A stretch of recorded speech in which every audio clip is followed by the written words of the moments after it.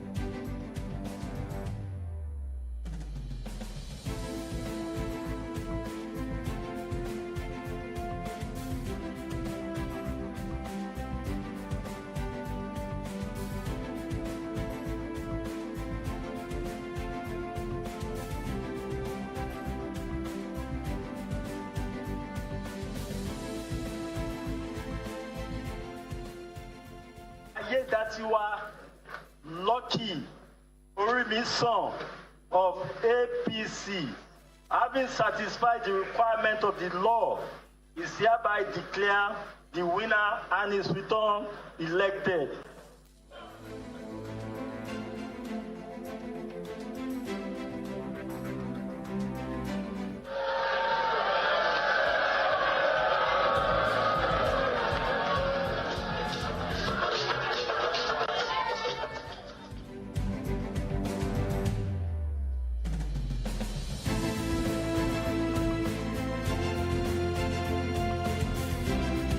All right, a beautiful Monday morning in the big and beautiful city of Ibadan. My name is AYODEJI. Of course, it's from the dailies again on Solutions at 93.9 FM, where we get to take you through the trending stories in today's national dailies. And I have comrade AYODEJI AJISOPE live in the studio with me this morning. A beautiful morning to you, comrade AYODEJI AJISOPE. Yes, a beautiful morning to you, my dear comrade brother. And of course, a beautiful Monday morning to everyone out there. Yes, thank God it's Monday, we say here. All right, thank God it's Monday with so much energy coming from the weekend now to a brand new week. Okay, the Ondo Gubo election has come and gone.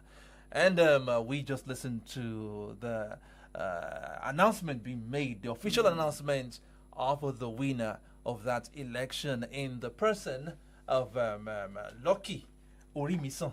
I mean, let us start from that name. I mean, looking at the combination of names this guy has. I mean, I think parents should take a cue from. I mean, we should really attach seriousness and importance to the kind of names we give to our that is children. who we are as Africans. I mean, look at the combination Lucky Orimi-san, and looking at AYODEJI, and now looking at the many hurdles he had to cross while he was serving as a deputy governor to the later Aketi. Even if it looked like he had been anointed, it was challenged.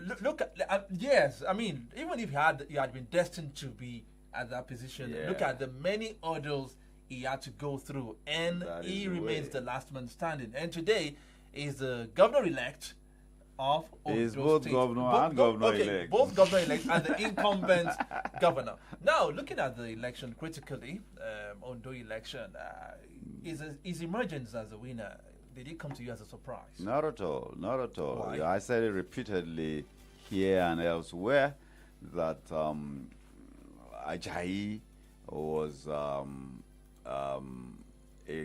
crippled candidate.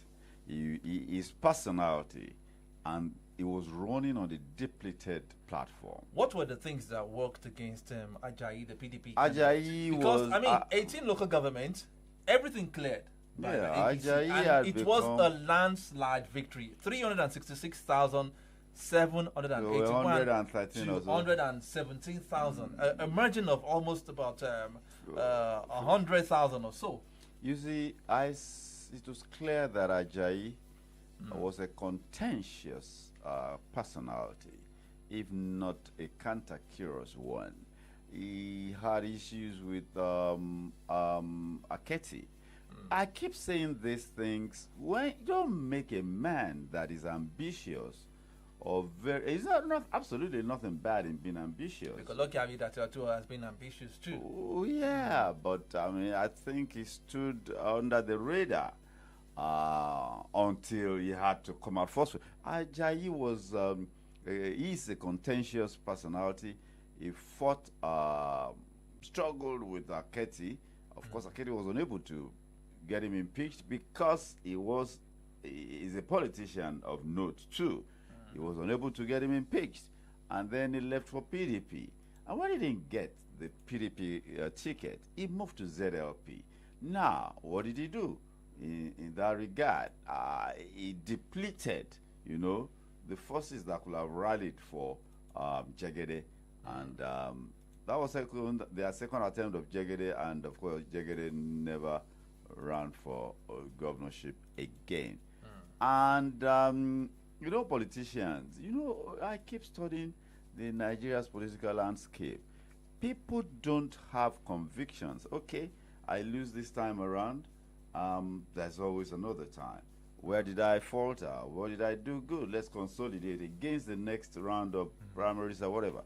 They just move and go look for another platform. Not necessarily for the purposes of winning, but either to make sure somebody else does not win, or to say, I can do it, you know, I got. So, you know, came back to that same platform. You want to write on that same platform that you did some damage to. I mean, so those who left in PDP just walked away. Even his mentor and whose protege he is, Iroko. Iroko offered his support. Not just, of course, Iroko just didn't do it by himself. He articulated his position to his supporters, and they moved en masse to support Aiyedatiwa. Okay. And Aiyedatiwa too, I think, reasonably managed, managed the post-Aketi era. He managed. Yeah, I was going to say that because, you know, when he emerged as the governor, when Aketi died, I mean, there were still some storms that came aboard. I think he had to play it down, and I think he went underground to settle all the aggrieved individuals, because the kind of support he got eventually was alarming.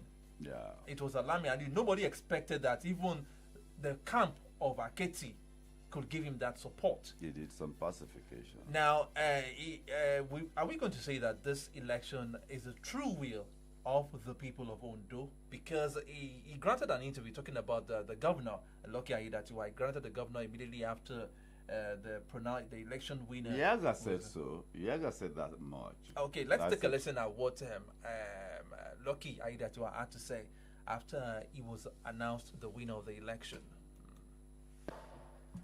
This is victory for the people of Ondo State, because it is the citizens of Ondo State that has made a choice of whom they want to govern them for the next 4 years. For me, it is a choice that the entire citizens made. I did not put myself in this position, but the people made that choice. So for me, all thanks to the people of Ondo State for choosing me to be their governor. It's a mandate that has just been renewed for me by the people. Don't forget that I'm already a sitting governor, and we have seen sitting governors that have lost an election go into another election for a renewal of tenure that have lost before now. examples abound in other states. Even in those states here, we have seen that before. But this time around, the people have just made a history, through their votes by renewing that mandate for me to continue to be their governor beyond 2025.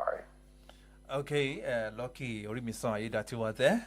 The first interview, it will be granting after the election result was announced. Yeah, the man speaks in measured tones. And you see, these are expressions of capacity to, to marshal your thoughts and articulate. And if you're able to do things like that, it says something about who you are. I do hope that the other side of him that we have heard, in the media space, well, of course, we're individuals. I mean, we are first and foremost individuals. Yes. You see, but there is one essential part of it, of governance. Politics. We are human beings. We have a personal side, but you must. Yes, it might look like you have two faces. You must have a public face and a personal face. That face that is interacting with the public, I mean, it must be prim and proper. No matter how dark your personal sides might be. Because that is what people are going to most likely measure you by. So you gotta be living your private life publicly. You can't afford to. Okay. You can't afford to. All right. And I think, and then the capacity to switch. Donald Trump, for instance, is living his private life publicly. Yes. We have had in Oyo State a governor who was living his private life publicly. Okay. Absolutely publicly. He just lived. He didn't mind, images and, what do you call this? Optics. And it is critical because these are important in opinion forming by people. What you see is what you get. Okay, now let's look at the election again. In a state where we had about 1.5 million registered voters, and only 500,000 came out. Looking at the population of the votes by the AP gotten by the APC and the PDP and other parties, putting them all together, about 500,000 or thereabout votes, and we had 1.5 million votes, registered voters in that state, which means that there was a low turnout of voters at that election. And Yaga Africa, the programs and director of Yaga Africa, spoke on the low turnout at the Ondo Guba election. That is Mrs. Cynthia Malu. Let's take a listen at what she had to say. The official turnout for these elections is 24.8%, which falls within our estimate. And we did indicate in our pre-elections findings that there was a likelihood of lower voter turnout. And there are several factors that could contribute to that. We're actually working on a turnout on on a study on voter turnout. And when we share the findings, you will see a lot more details. But from the pre-elections phase, I mean, there are different conversations around the issues around trust, the question around the quality of leadership, especially as it relates to the economic realities and the security realities in the country, and the citizens just engaging from the electoral process itself. So there are several factors. We can't speak to all of that now, but I'm sure when we release our study on voter turnout much later, we could have better clarity on how to engage. But that was why there's a call to both media, civil society, INEC, and NOA that we need to invest more in political education, especially for the media. Citizens consume a lot of content on media platforms. We need to invest a lot more in political education and voter education so that people can begin to value their vote and value their participation in democratic processes. Okay, Cynthia Mbamalu there. Yaga, Programs Director of Yaga Africa, reacting to the low turnout of voters at the election on Saturday. So she made some points. She said probably people are beginning to lose trust in the leadership and in the credibility of the results being announced after every election. And two people are being disappointed because they feel that the leaders they have already voted for in the past have disappointed them and have landed them in this present hardship. So what's the use of going to elect another person? So let's talk about these 2 points that she raised before we move away. Okay, she talked about the issue of deficit of trust. Deficit of trust, yeah. And of course, you see, and that trust was pointing at the umpire of the election. Talking about the credibility. Yes, beyond the umpire. Of this result. Beyond the umpire. The umpire is an institution. Okay. It is an institution we're dealing with, populated by individuals. But don't forget the Nigerian part, our own part of it, processes. I think it was here that we talked about processes. Nigerians like the end result, but we don't want processes. And she talked about voter education. Voter education will make the people understand the processes. Do Nigerians understand the processes? Are we prepared to go through the processes? Those candidates that ended up as gubernatorial candidates, they didn't just land in that location. There were processes that produced them. How many people participated either as party members, you understand, or as interested persons contributing to conversations, engagement, you understand? We want results, but we don't want the processes part of it. How are you going to get results, desired results, without processes and being an active part of the processes? We're busy throwing up our hands and calling on God. You understand? It's ridiculous. It's not going to work. We deceive ourselves. We want political education. I've said it that we don't have parties because you see, it is good for the politicians, because if people are not politically socialized, they will just do whatever they like, because you are dealing with people who are ignorant. That it is ignorance.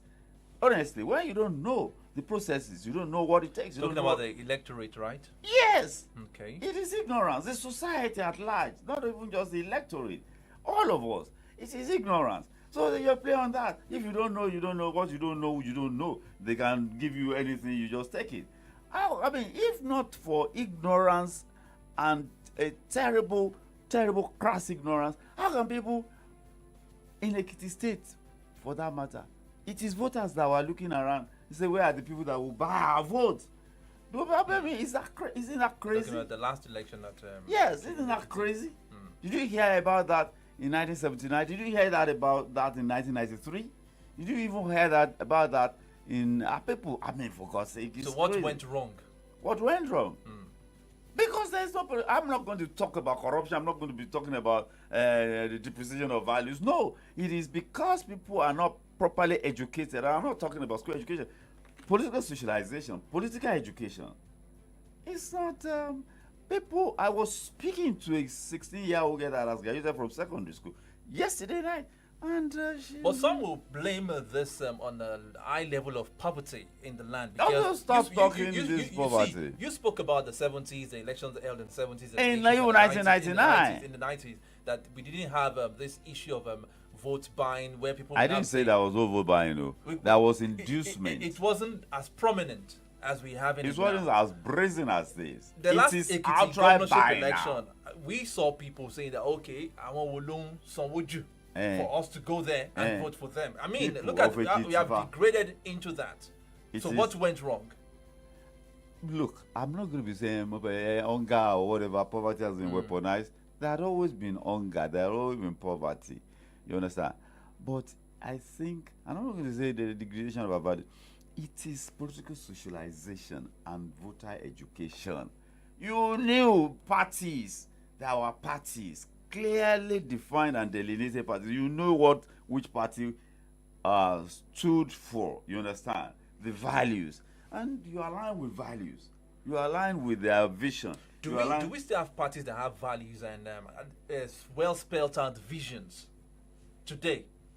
Or people just look at the individual on that People are platform? dealing with individuals now. Sheyi Makinde won election on the basis of in this person.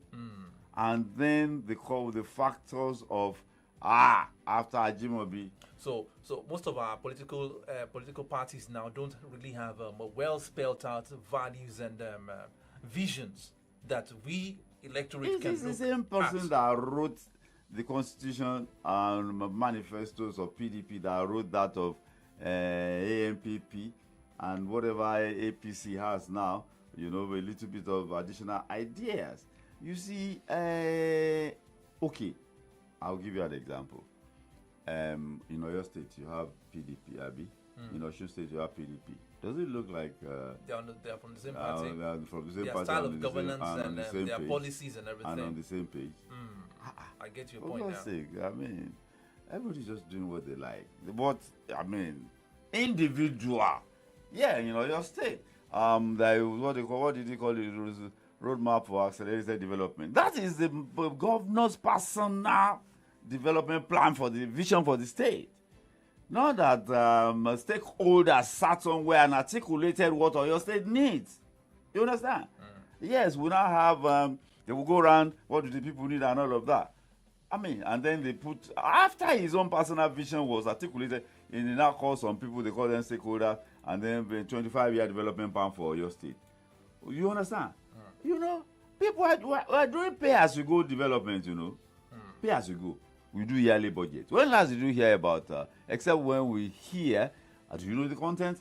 Medium term, something expenditure. Rolling plans, development plans. Everybody comes every 4 years. When this governor came, you know what the PC people were saying? They said the man should show us what he has done in 1 year. They say he was just completing projects of the previous administration. Me, I didn't say anything. Is he not crazy? When people are saying the man has not done anything, he's only completing the projects. Should they abandon them? You understand? Public funds, though. Okay, now, it's still AM update from the Dailies on Solutions 93.9 FM. It's about 7 minutes to 10. And I have this one. Now, when we had the U.S. presidential election and Kamala Harris lost, the first thing she did was to put a call through to Donald Trump. After 15 hours. After 15 hours. Well, though there were reports that it took time before Donald Trump could pick our call. But let's leave that aside. PDP is saying no to this result, saying that according to the Punch account, opposition says election worst in history. INEC PDP disagree over alleged fraud in Ondo poll. When are we going to get things right? When are we going to have elections that the loser will accept whatever INEC announces? I sometimes I'm raising questions about these things. Is it okay? Must every election end up in the court? Okay, look at the issue of Obashi when they contest for Obashi. You know how volatile. Because even the president is saying Tinubu. Okay, they say Tinubu governors ill Aida Twain. Tinubu is saying aggrieved people should go to court. Must all our elections end up in court? I had a lawyer friend. It is the politicians are making money. They have distributed money to media people. They have distributed money to printers.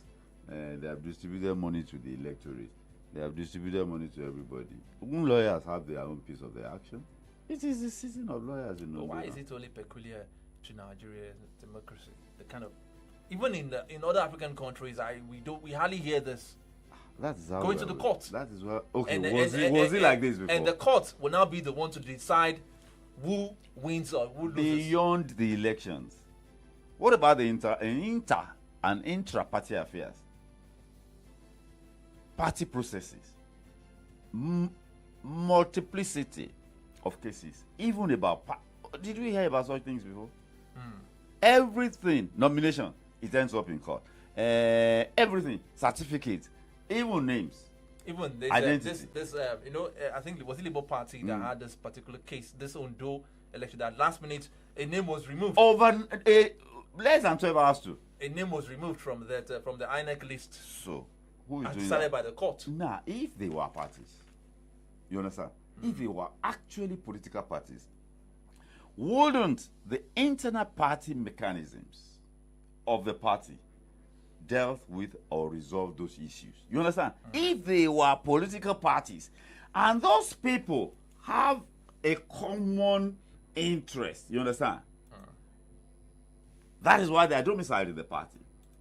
If they have a common, a convergence of interest as party men and women and members, do you think they will be behaving like that? They wouldn't behave. If you have shared vision, won't you say, okay, in the interest of all, I subsume my own personal desire and ambition. For the growth of the party. Oh, so if there was a party, would people be behaving like that? There are no parties. Well, I don't know why I'm still so particular about the credibility of the umpire now when it comes to elections. You see, when we're talking about an umpire, there are processes. If X does Y on the field of play, it's an infringement. You understand? Okay. There are processes that determines infringement. You understand now? On the field of football play. And on the election, the rules of engagement are clear. Of course, some are not clear. The one that is not clear at all is about the decision of the tribunals and the court. Do you know that up till now, judgments are based on the discretion of the judges? And I learned that in 2007. Substantial compliance. That is the key phrase. And what is substantial compliance? Substantial compliance remains what is substantial compliance in the opinion of the judges. No standards, no measure. If they think the INEC has substantially complied, so be it. If they think INEC has not substantially complied, you can't ask them how did they arrive at what substantial compliance was. They can claim anything to become substantial compliance. You understand? Unless you go to an appellate court. An appellate court disagrees with them. We see tribunals, up, down, up again, or down, up, down again, in processes. So it is about processes and it is about us willing. We love results without processes. It doesn't happen. Okay, still talking about the process and the elections being held. Maybe we take this one too. We've spoken on this platform on many occasions talking about the local government elections being held in Nigeria. Do you know that there was a local government election in Ogun State? Yeah. And interestingly, again, as expected, 20 local governments all cleared by the sitting or the ruling party APC. Is that not raising questions? Looking at the trend, we've had about more than 6 states conducting local government elections in this country this year. And all the results have always turned out to be in favor of the party in power in that state. That is raising question on the credibility of these elections. Well, it also puts question mark on the kind of people that live and inhabit those states. So what should they do? What should they do? I'm asking you. Did they go out to vote? We had an election here, a local government election in Oyo State, and we had people saying that this staff of this OICEC didn't turn up. They did not supply material. Even when they turned up in some places, they did not bring enough materials. Apparently, understanding that that's a stronghold of Doesn't it look like some sections are being screened out systematically from participating? So what are the 1.5 million voters in Ondo? More than that in Oyo. That some people, a handful of people, how many are politicians in our midst? That they are running roughshod over us. Are they do let them sit down there and continue to watch. What should be done? Organize yourselves. How? It doesn't have to be political parties. If you want to, look, you can. Me, in 1998, my friend said, all the mouthing of this and that, let's go and join this thing. We did. I remember when we would go to an association, they say, you are just coming. You go and queue. They say, what's this one at petrol station? So we left. We moved to another group. I remember, I think it was a political party already. So we had a meeting, full house. And then the party chairman, he must have been 70 or thereabout then. Then one girl stood and said, Baba, let's start the meeting. It was around 5:40. And Baba said, raised his head up and said, I want to leg be oti. The girl said, I want to leg be, I want to leg be la joko yi. And we were in 100 useful. In fact, we didn't shout leg be. I want to leg be. The owners of the party. Who are the owners of the party? You understand? So they did what they wanted to do eventually. They had in mind the man they were going to nominate. They simply raised his hand up. And we left the party. And that was the traditional stronghold of that party. That party lost that election, particular local government election in December 5, 1998. Because we took a stand. We took a stand. You understand? We were greenhorns now in the political arena. But we had numbers. You understand? That party lost election in that local government that 1998. And it was a not traditional stronghold of that political party tendency. Organize yourself. If you don't want to join political group, organize yourselves in interest groups. You understand? Not necessarily professional interest groups.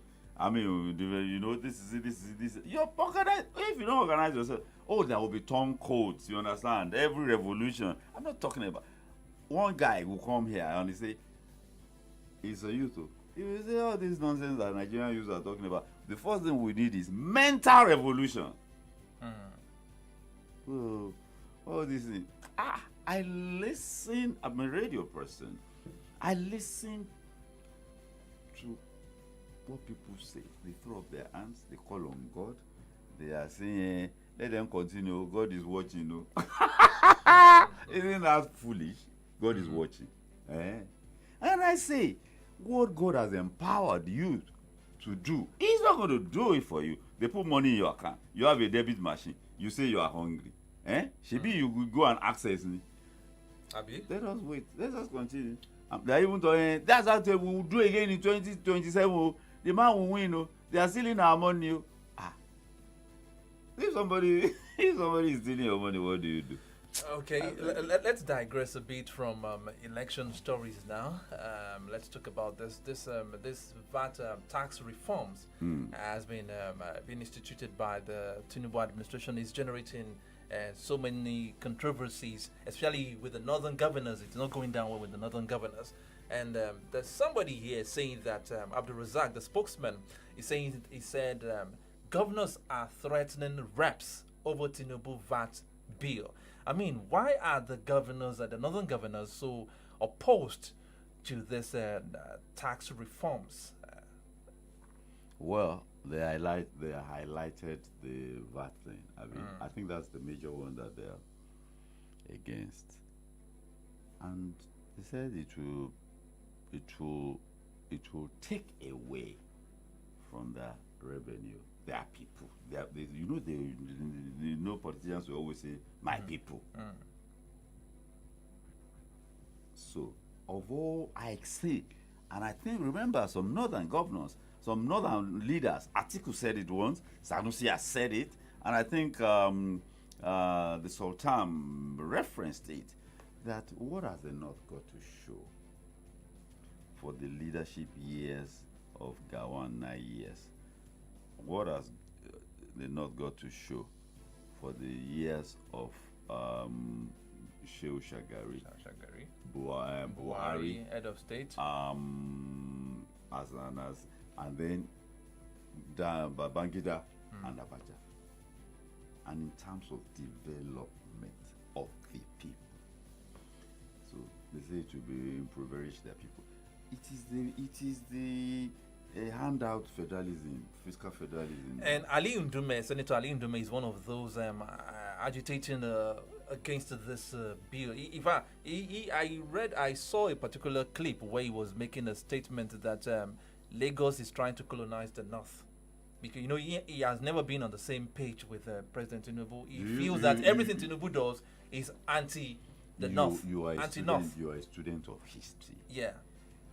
I will have played the clip, but the audio is very poor. You know that the marriage of Nigeria, the northern, that was the colony of Lagos, the northern and the southern protectorate was predicated on economic premises. The north, if the facts are there, the north was not sustainable fiscally and financially, and it was draining the purse of the colonial administration. And they said, what do? Let's marry the rich and the poor. The facts are there. Yeah, that's true. Those are the facts. Are they suffering amnesia? Have they suffered amnesia? For them to have forgotten to start saying this? He said it. Ali Ndume said it that Lagos is colonizing. Are they not the ones that are colonizing? Said, you know when they said they were moving the headquarters of some he said the north. He said it has to be the north. And we got to know that it was not the north. It was about his children. It was the same Ali Ndume that was saying that. So he said it recently, about a few days ago, saying that Lagos is trying to do. Lagos apparently referring to Tinubu, saying that he's trying to colonize the north. And when Tinubu's spin doctors respond now, they're not going to respond appropriately. They'll start responding aggressively and, leave. And rather than address this issue, even IMF report that says there is fatigue, said that government is not engaging and getting the buy-in of the people. Even IMF knows that you have to carry the people along. You have to speak in a language that they can read, that they can understand and interpret and see. They have to see it. At least I'm happy kind of that IMF has actually come out to say that, okay. Can you imagine IMF as cold-blooded and calculating as IMF if a body like IMF that has always supported, I don't want to use the word negativity, but for IMF to come out and say that these policies run by Bola Ahmed Tinubu are not working.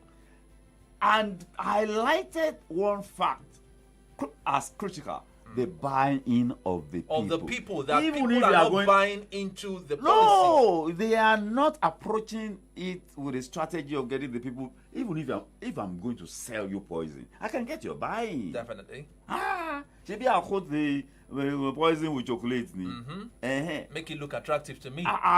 Make it taste delicious, Papa. Maybe just one small little dose of cyanide inside, plenty of chocolate. You understand? So, IMF is saying that a cold-blooded calculating entity. Now, what do you call the man? Bayo Onanuga will not respond. But I think, you see, that man Buala, they just hired because they hired him. It's like hiring a player. Buala is very smooth. Buala speaks in measured tones. He doesn't get angry. He doesn't. So I think Buala should do a good job regarding that. I think this combative thing that Onanuga is playing. This Buala you mentioned, I remember a particular tweet he gave during when we're doing the run-up to the presidential election in 2023. He had been a member of the APC. He was very close. He pulled out and he said something. I wanted to send you the tweet yesterday, but I think I forgot. In that tweet, he said he was dissociating himself from the Bola Ahmed Tinubu and Shetima joint ticket because he never wanted to do. I can't remember the way he phrased it. He said, "Okay, let me just put it in my own words that I don't want to have anything to do with the Muslim ticket." So I'm dissociating myself from that. And interestingly, today, he has been appointed as one of the spokespersons. He's going to turn out to be the major spokesperson. Onanuga is tired. Onanuga is from the combative era. You don't speak combat. This is not war front anymore. We're not fighting the military. You want the buy-in of the people. You speak the language that can see. If you want to have my buy-in, I must see it. When I say see it, I must be able to visualize what you are saying. I'm keen to it. The moment I see it, the moment I see it in my mind's eye, as they say, you've done. Okay, let's give it a try. You have I'll flow with you. You hook me, let's hope that Daniel Buala will be able to do a better job than Bayo Ononuga has been. I think Buala is smooth. He's a smoother talker. He's, I don't know if they can get this guy, FFK too. Oh, okay. That one will caress your, massage your interest so much. That's going to be a powerful combo. You can. All right, moving away from that. It's 10 minutes past 10 on Solutions 93.9 FM. Still talking about some stories in the dailies this morning. Another bombshell coming from former President Olusegun Obasanjo. Nigeria's corruption level at fatal stage. OBJ, page 3 of the Nigerian Tribune this morning has that story. What do you make out of that? Coming from, and some Nigerians will be like, Obasanjo saying this. Well, you see, when people talk about corruption, we have in Nigeria narrowed it out to stealing and pilfering of public funds. That was what Jonathan was saying the other time when he was president. When he said corruption is not stealing, and people misinterpreted what he said. Well, you see, I think it was Jonathan put it that way because of his limited. Because he knew that corruption was way more than just stealing. Corruption is subversion, perversion of processes. You know what? Okay, these systems we have here. You know what? When you say it has been corrupted, you know now that the system will stop. Everything will go haywire. So when processes are corrupted, Oparini, nothing. It no longer functions as it is designed. Now, who are the people corrupting the systems in Nigeria? Now, traffic rule. I'll start from traffic rule. The traffic lights are there. I move around deliberately and intentionally sometimes and engage people. I engage the traffic wardens. I engage the OITMA people. I ask them questions, because they are human beings. They're human beings, and because it's spontaneous, I get them real and raw. So, a big man is coming. He has a pilot. The thing is flashing red. And the man wails with his siren and rides past the traffic light. They do not observe. And you and an ordinary man now does the same thing, and you apprehend him. And when I ask people, they say, I'm only the one on shade. That means it is incumbent on the elite to provide leadership. That means people are looking up to those who are at the top echelon to provide leadership. That means it is what those people do that the people follow. Haven't you seen them, this convoy, this executive convoy, in quote, driving against traffic, too? Taking one way. Look, when I used to ride in a motorcade, I always rode in the back of the vehicle. And the guy will be, I said, these things are not to intimidate the people. This thing is to provide. In a Nigerian setting, it's strictly intimidation. That is it. You see, people, they don't get it. Because you even see some of their escorts bringing out their arm, wiping, using what do they call this? Horse sweep. Yeah. Beating people as they move away because these guys are people that we voted into power. These guys were trained. The key ones are trained. You understand? There is what they call the defensive and the offensive formation. When those motorcades, they just don't drive anyhow. There's what they call the offensive and the they are always on the defensive mode anyway. When things look threatening, they do. So you are not to intimidate the people, but you see, even the small rats in the corridors of power, that's their own way of exhibiting power. That's their own way of exhibiting power. So, corruption, perversion, and subversion of processes. Those who are supposed to provide leadership are in leadership position because they do not, it is not in their interest to make sure that those institutions, they are the ones to, if you insist if you follow due process, there won't be corruption. But it is out of corrupting the processes that they will get what is not due to them.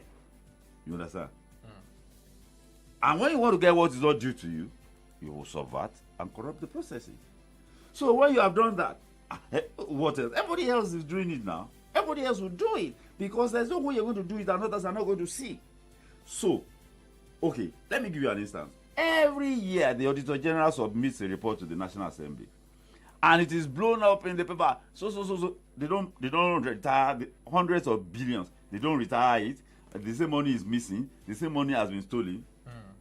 How many prosecutions have you had? So when the report goes to the National Assembly, the National Assembly has oversight functions. Most of those money that are missing are not accounted for. Of course, National Assembly members are involved. So how could they now go back and do oversight and say, hey, prosecute him? And those ones just say, should be if you're now all of us. You understand? Well, it's still from the Dailies on Solutions 93.9 FM. We'll be back right after this timeout. Stay tuned.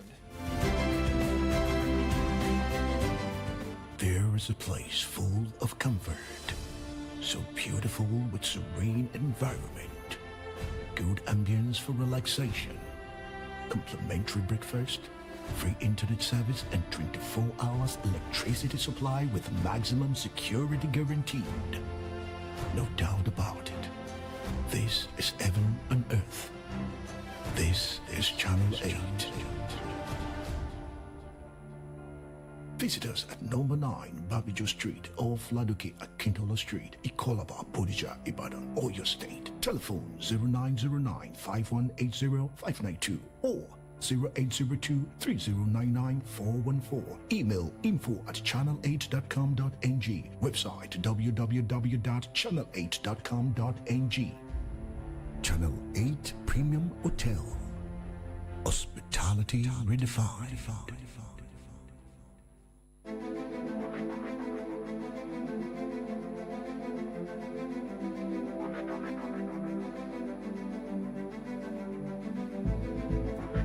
All right, you're welcome back. It's 18 minutes past 10 on Solutions 93.9 FM. Still from the dailies and looking at the trending stories in the papers this morning. Away from that statement credited to former President Olusegun Obasanjo, and let's go to the academics proper now. I remember there was a time was it 2022 that we had this long strike, 8 month strike. Because I want to remind our listener how a new body emerged.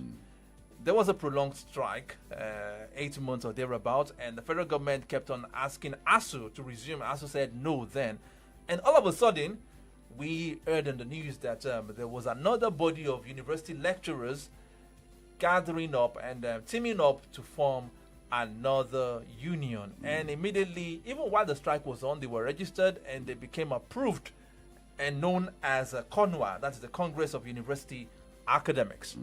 Now, there seems to be a tug of war between the CONWA and ASU. We've always known ASU. While I was in the university, I've always known ASU. CONWA only came up during the strike, the last strike in 2022. ASU is now telling CONWA that you are not relevant. You were instituted or you were established to cause confusion. I mean, let me put it the way they say you are being established by the government then to cause a kind of a confusion among the university lecturers. But there is a response now. We are relevant. CONWA replies, ASU. You see, when our lecturers, our teachers are now being turned against each other. No, maybe it's an association of human beings like you and I. You see, where ASU started. So nothing makes them different from the rest of us. They are still humans. They have flesh and blood. So when ASU started, you know, and then, you know, in the days of military, you remember Buhari, how Buhari proscribed ASU, proscribed enemy, and some other associations. ASU was one of them. ASU was one of those who led the opposition actively. So it became very popular. It became a powerful, union.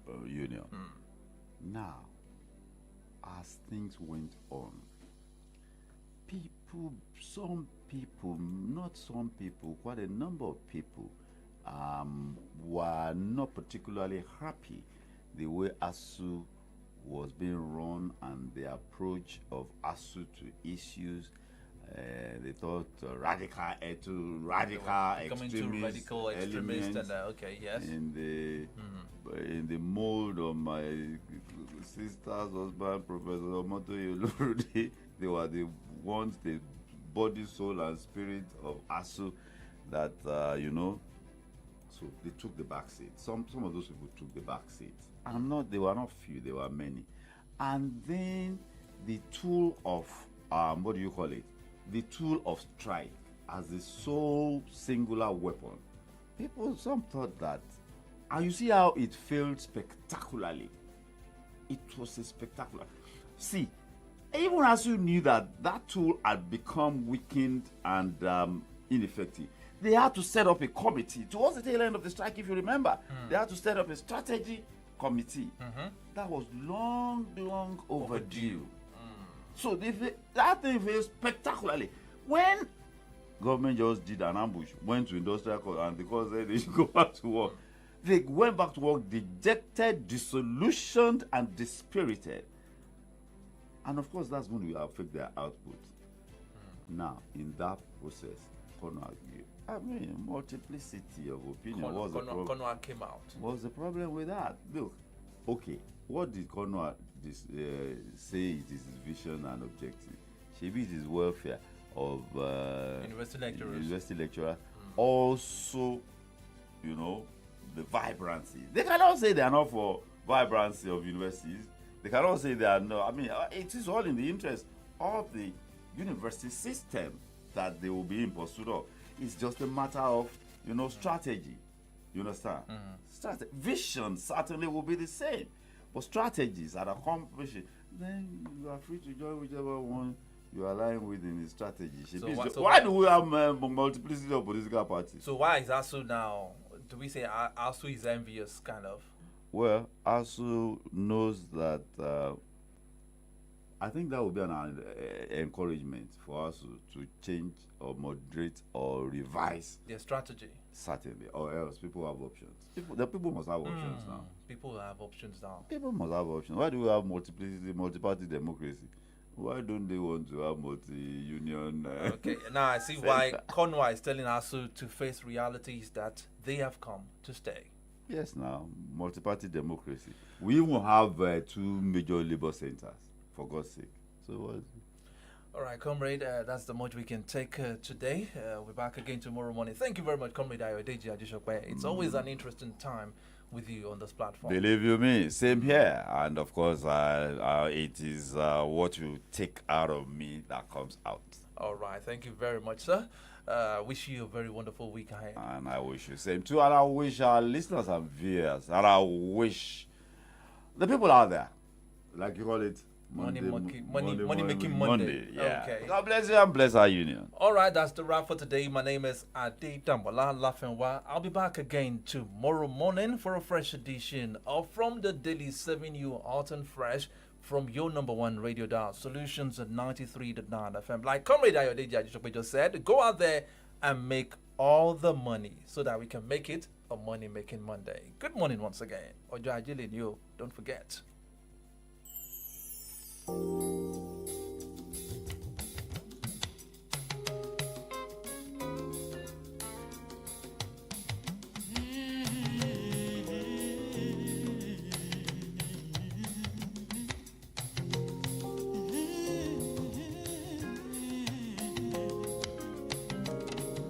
Way back in the 60s, a pound was all we had, we were groovers.